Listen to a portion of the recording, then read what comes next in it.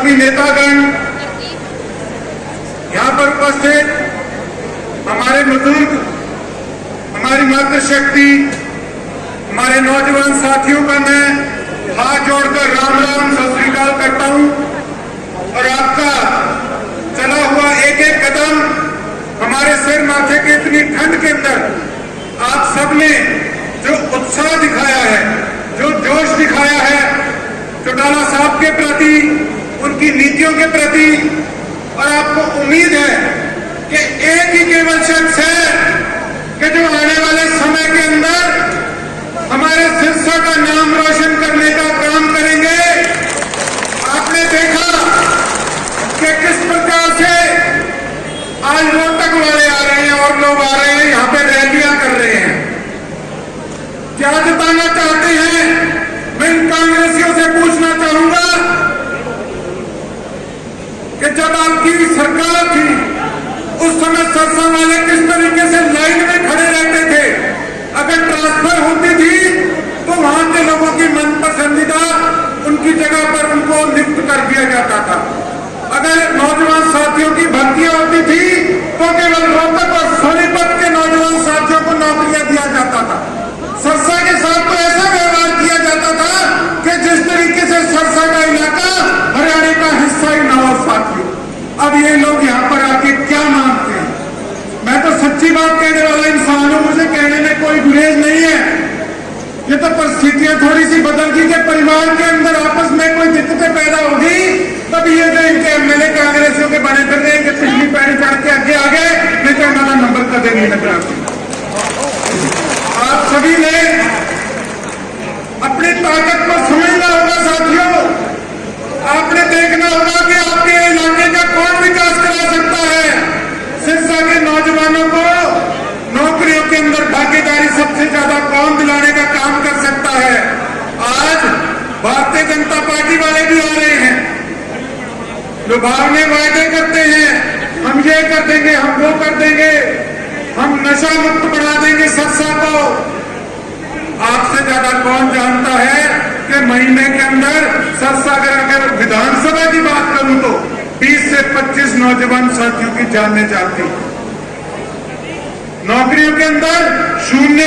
सरसा वालों को कोई नौकरियां नहीं दी गई। पूरे हरियाणा में बुरा हाल है, पर सरसा वालों के साथ तो बिल्कुल किस तरीके का व्यवहार इन लोगों से किया जा रहा है आपसे कोई छुपा नहीं है साथियों। किस प्रकार से हमारे सरसा के किसान नारायणखेड़ा की टंकी पर कितने दिन बैठे रहे, अपना संघर्ष करते रहे, बीमा कंपनी भाग गई और सरकार का फर्ज बनता था कि मुआवजा दे किसानों को, लेकिन इनका कोई भी नेता उनकी बात पूछने तक नहीं आया साथियों।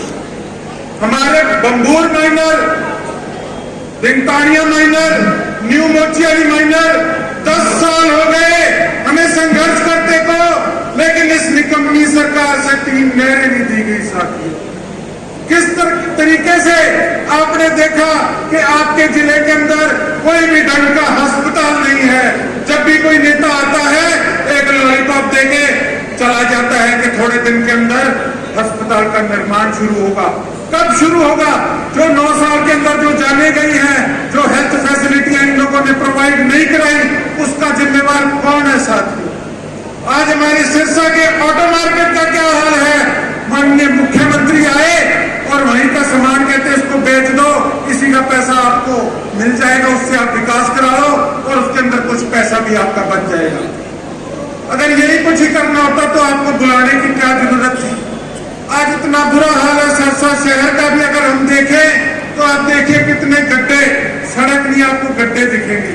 सफाई कर्मचारी जनगणना के हिसाब से बिल्कुल कम है साथियों।